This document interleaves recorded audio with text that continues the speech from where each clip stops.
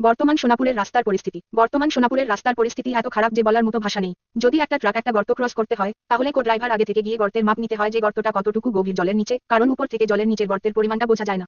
একই গর্তে প্রচুর পরিমাণে গাড়ি আটকা পড়ছে, নেমে যাওয়ার পরে আর উঠতে পারছে না। আজ প্রায় 2-3 দিন ধরে শিলচর গুয়াহাটি রাস্তা এভাবেই রয়েছে। 2 দিন বা 3 দিন লাগে একটা গাড়ির ক্রস করতে, এত কষ্ট হচ্ছে ড্রাইভারদের যা বলেও বোঝা যাবে না। ডেইলি এই গর্তের কারণে 2 থেকে 5টা গাড়ি অ্যাক্সিডেন্ট একদম অনিবার্য। এই অ্যাক্সিডেন্টের কারণে রাস্তার জ্যাম আরো বেড়ে যায়। অনেক বড় একটা অ্যাক্সিডেন্ট হয়েছে সোনারপুর মন্দিরের উল্টা দিকে, যে জায়গাটাতে ধস পড়েছিল তার ঠিক বিপরীতে। একটা গাড়ি অনেক নিচে লুঙ্গাতে চলে গেছে। ভগবানের অশেষ কৃপায় কোনো প্রাণের ক্ষয়ক্ষতি হয়নি। এইভাবে কতদিন চলবে? প্রচুর পরিমাণে ফান্ড বরাদ্দ করা হয়েছে এই রাস্তা মেরামতির জন্য, কিন্তু মেরামত করার কোম্পানি বারবার একই বাহানা দেখাচ্ছে যে এই বর্ষাকালে এই রাস্তা কোনোভাবে মেরামত করা যাবে না। কিন্তু আমার একটাই প্রশ্ন, ঠিক আছে বর্ষাকালে রাস্তাটা মেরামত করা যাবে না, অবশ্যই। তবে যত দূর সম্ভব যতগুলি গর্ত আছে সেগুলি যদি আপাতত ভরে দেওয়া হয়, তাহলে কমসে কম গাড়ি দুর্ঘটনা কমবে এবং জ্যামও কম হবে। বরাক উপত্যকা নিজেকে আরও একবার বিচ্ছিন্ন দেখতে পায়, অন্য একটি পরিবহন সংকটের কারণে দেশের বাকি অংশ থেকে বিচ্ছিন্ন হয়ে পড়ে।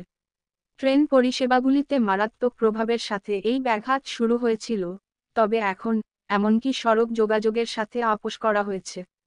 আজ সন্ধ্যায় মেঘালয়ের সোনাপুরে একটি ভূমিধসের ফলে গুয়াহাটি শিলচর সড়ক বন্ধ হয়ে গেছে, শত শত যানবাহন পথ আটকা পড়েছে।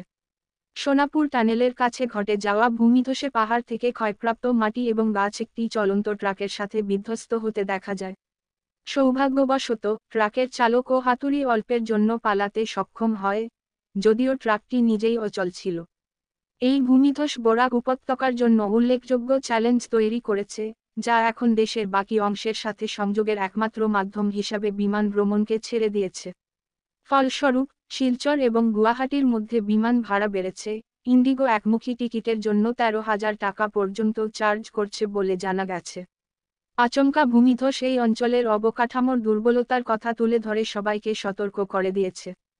প্রবল বৃষ্টিপাত উত্তর পূর্বে একটি সাধারণ ঘটনা, এই ধরনের ভূমিধসের একটি ঘন ঘন কারণ, বিশেষ করে এই রুটে।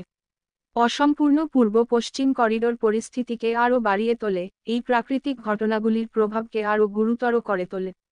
বর্তমানে মেঘালয়ের সোনাপুরের কাছে NH6 এ শত শত যানবাহন আটকে আছে।